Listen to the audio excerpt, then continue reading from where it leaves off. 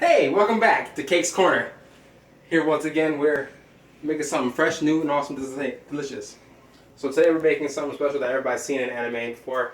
Curry. You make it for your girlfriend, make it for your wife. So today, we're gonna make it for me and my wife today.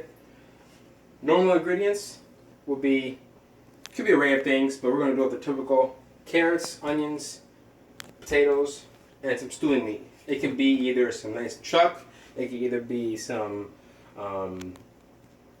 it was not so much tenderloin, but something that cooks really well down. Chuck's really good for it because it breaks down pretty easy. So, and the biggest thing is also curry. We're using golden curry.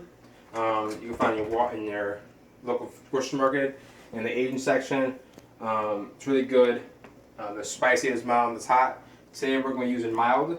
So let's get started. So what you want to do is I already have broken up the carrots. Next, we're going to want to break down the onion. So you want the onion to be not a small dice, but we actually want it to be, in a medium, because we want it to break down, but we also want it to be known during while you're making this. Because if it's too small, it'll cook faster than everything else, and we don't want that. So a couple times lengthwise, a couple small chops otherwise, nice medium size. It's pretty decent. And then we'll do it again.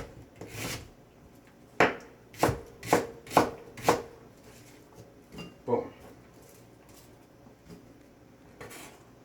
So the potatoes we want to do is peel off the skin.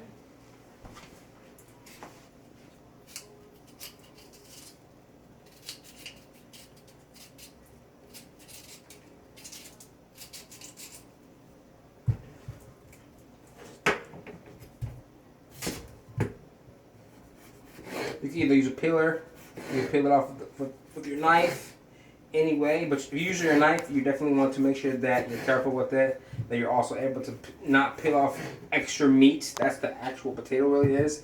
It's not, that's the whole part of any kind of vegetable when you break things out of the skin is that's called meat. It's the part that you want to eat. The part that you want, you can eat the skin as well, but usually you want to wash out the skin, and especially in stews. You don't want the skin on there because it doesn't give it a good flavor and taste. It's good on when you're cooking, potatoes for roasting or for stuffed potatoes like that. But any other time for like roasting, you want the skin off because the skin does not give a good flavor. It's got little pockets of dirt inside of it, even after you wash it. So it's not good to have. So here we are. Took off the skin.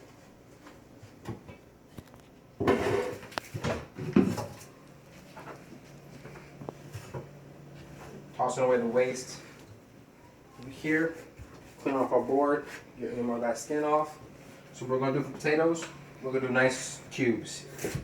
Not big cubes, but also not small cubes. Like I said before, potatoes, you want everything with the onions, you want everything to be uniformed.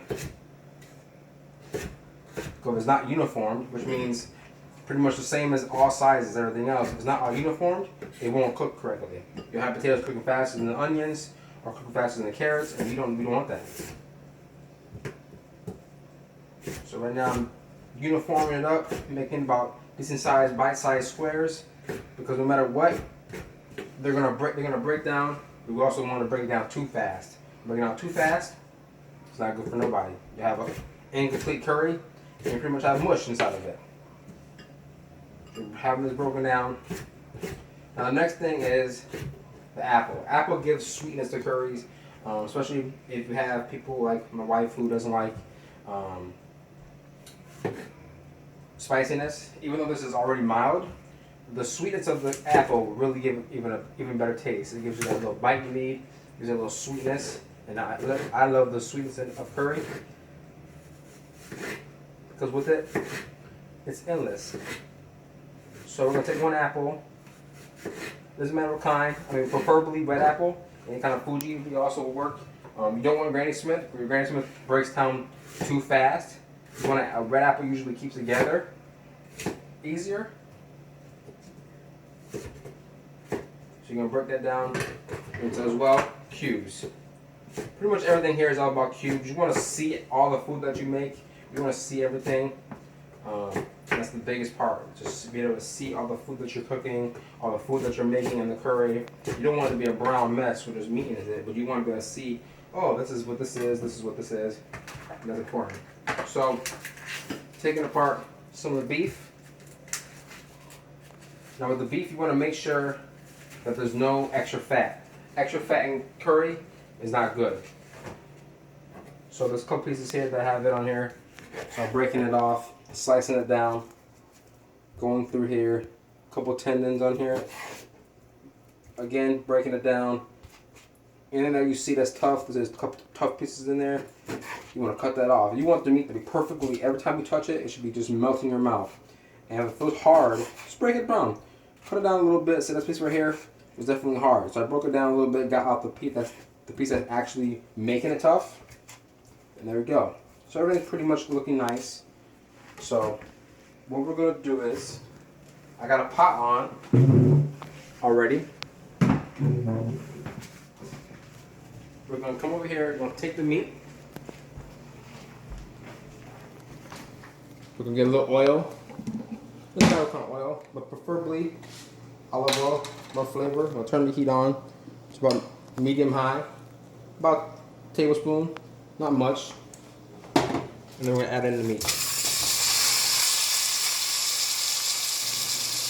And we're going to let the meat turn the heat up just a little more. Because when you put cold food down on a hot surface, no matter what, temperature goes down. So over here, I have a little rice going on. My makeshift rice steamer. I put a little short grain rice. I rinsed it out to pretty much all the actual gluten from the rice, and the surface is all clean. So the clear water, we put it into new water. Cooked it up for about 5 minutes to boiling. Lowered it down temperature. Now it's on medium high. I got it for about 10 minutes until the rice dries out. So about 5 minutes, 5-10 minutes, based on how much rice you want. And then after that, we're gonna shut it off, not touch it. And then we're going to let it sit there for 10 minutes while it continues to cook. That's actually how you make Japanese rice.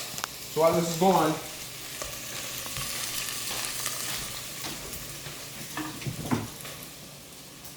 we're going to grab our ingredients to bring them closer to the stove. So that's the most important part.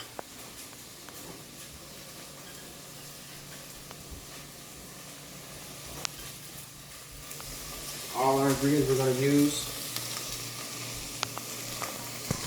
Let me put it right here because you shouldn't be going inside here at all. Okay, this over here so it doesn't burn.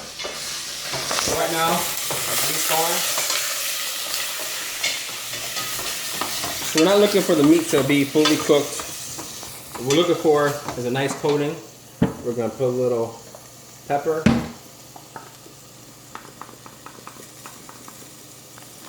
I'm going to put a little salt, kosher salt preferably. It's healthier for you.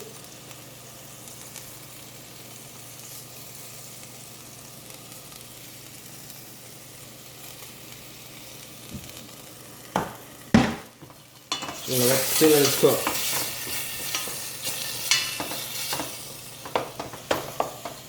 So we'll let that cook down. Temperature up high again. So while that's starting to cook some more, we're going to grab the onions. We're going to grab the onions, toss those in there. And then we're going to add the carrots as well. So you want to add the potatoes and the apples in last because you want the potatoes to cook and keep the firmness. And at the same time, you also want the apples to also not to break down. Because start breaking it down, it becomes applesauce, and we don't want applesauce. We want a nice curry. So while that's going, we'll let it cook down.